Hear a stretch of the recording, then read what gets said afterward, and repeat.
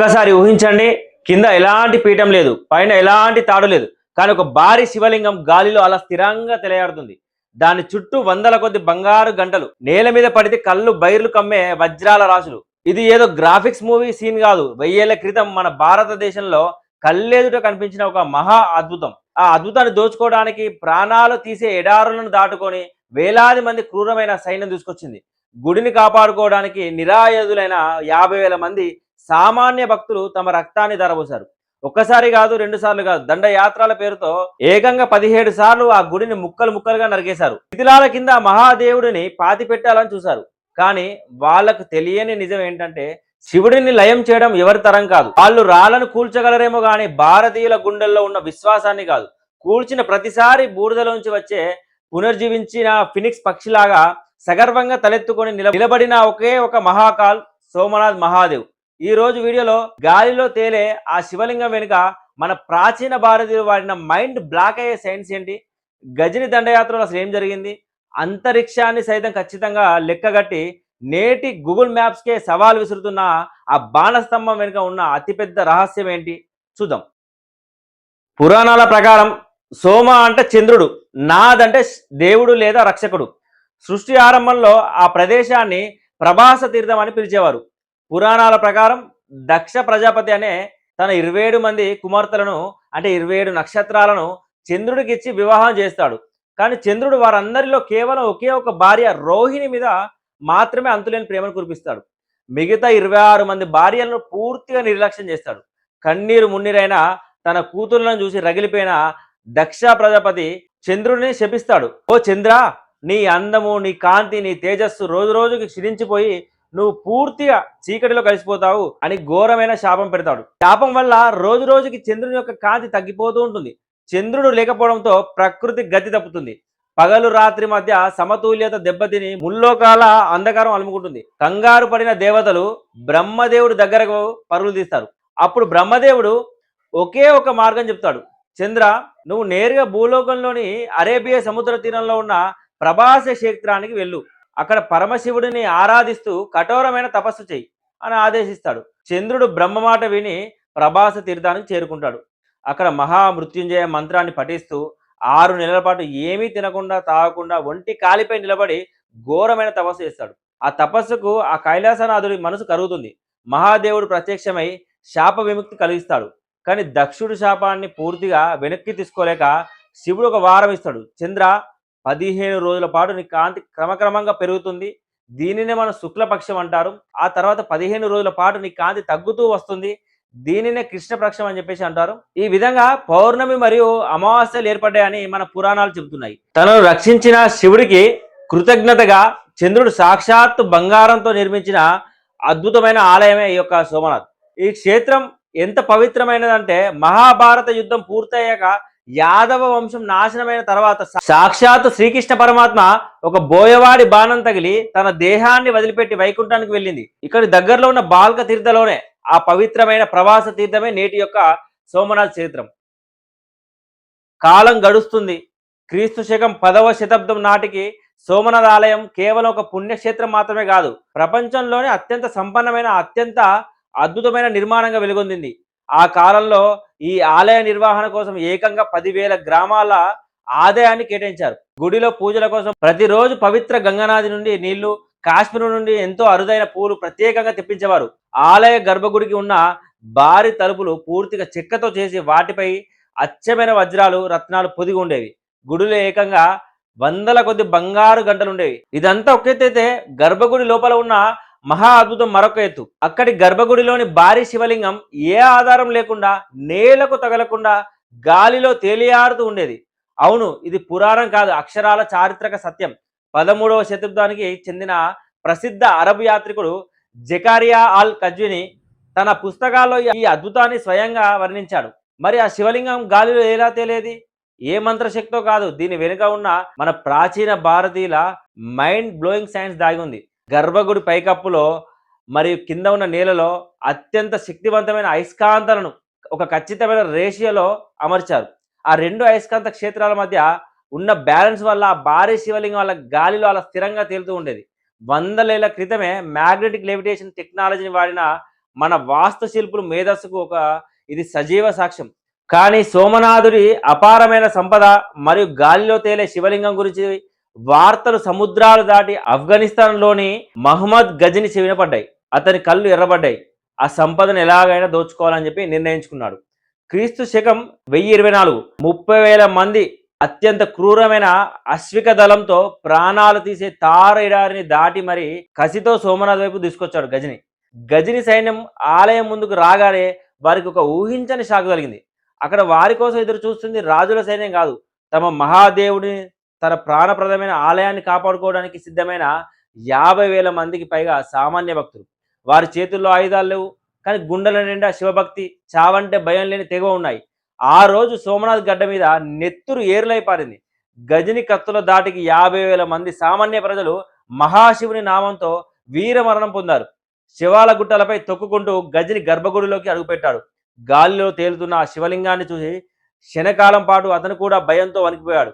అది ఏదో మాయా అనుకున్నాడు. వెంటనే గర్భగుడి పైకప్పును కూల్చేయమని తన సైన్యాన్ని ఆదేశించాడు. పైకప్పులోని అయస్కాంతం విరిగిపోగానే వందల ఏళ్లుగా గాలిలో తేలుతున్న ఆ జ్యోతిర్లింగం ఒకేసారిగా నేల మీద పడిపోయింది.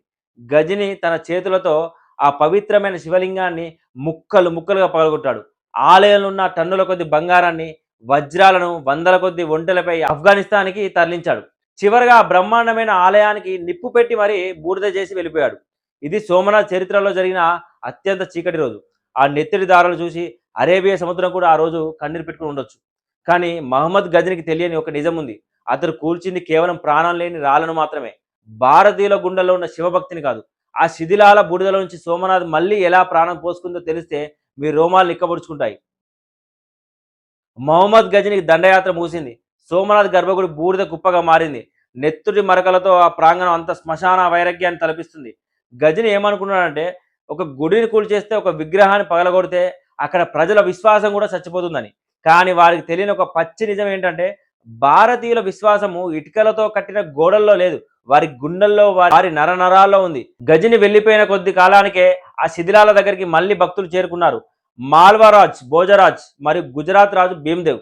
ఏ గడ్డ మీద అయితే గుడి కూల్చబడిందో ఖచ్చితంగా అదే గడ్డ మీద మునుపటి కంటే రెట్టింపు అద్భుతంగా బ్రహ్మాండమైన ఎర్ర రాతితో సోమనాథ ఆలయానికి మళ్ళీ ప్రాణం పోశారు. గర్భగుడిలో ఆ మహాదేవుడు మళ్ళీ కొలుదీరాడు. అలా 2 శతాబ్దాల పాటు ప్రశాంతంగా పూజలు అందుకున్న ఆ పరమశివుడి మీదకి మళ్ళీ క్రూరమైన రాబందులు కనపడింది.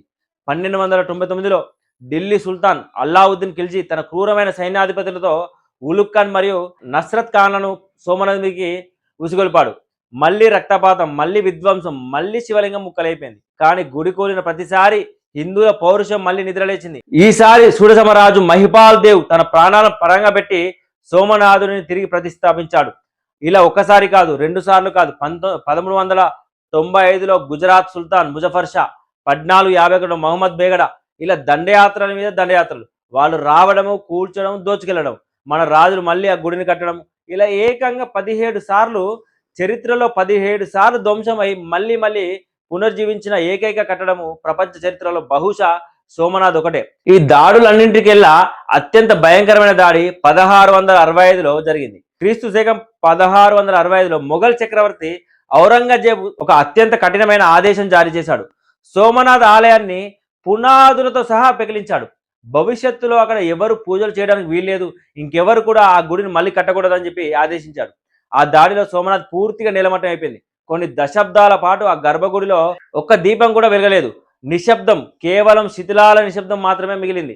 ధర్మాన్ని ఎవరు శాశ్వతంగా భూస్థాపితం చేయలేరు అనడానికి సాక్ష్యమే 1783వ సంవత్సరం ఇండోర్ మహారాణి అహల్యాబాయి హోల్కర్ సోమనాథ్ తీరానికి చేరుకుంది. ఆ శిథిలాలను చూసి ఆమె కన్నూరు పెట్టుకుంది. శత్రువుల కళ్ళు కప్పి ఆ పరమశివుడి పూజలు నిరంతరం కొనసాగడానికి ఆమెకు ఆ అద్భుతమైన ఊహం మాత్రం పండింది. పాత ఆలయం ఉన్న చోటే కాకుండా దానికి సరిగ్గా పక్కన నేల కింద ఒక రహస్యమైన భూగర్భ గర్భగుడిని నిర్మించింది. ఆ కృష్ణశీలలో శివలింగాన్ని ప్రతిష్ఠించి పూజలు మొదలుపెట్టింది. మీరు ఈ రోజు సోమనాథ్ వెళ్ళినా సరే, అహల్యాబాయి హోల్కర్ నిర్మించిన ఆ పాత ఆలయం ఇప్పటికీ ఇక్కడే సజీవంగా ఉంది. కూర్చిన చేతులు ఎప్పుడో మట్టిలో కలిసిపోయాయి, కానీ మొక్కిన చేతులు ఆ మహాదేవుడిని అక్కును చేర్చుకున్నాడు. ఇది మన సోమనాథ్ తెగువ, ఇది మన సనాతన ధర్మం యొక్క పునాది. 1947లో భారతదేశానికి స్వతంత్రం వచ్చిన తర్వాత జూనాగఢ్ సంస్థానానికి భారత్లో విలీనం చేసేందుకు సర్దార్ వల్లభాయ్ పటేల్ అక్కడికి వెళ్లారు. శిథిలావస్థలో ఉన్న సోమనాథుని చూసి ఆయన చెలించిపోయారు.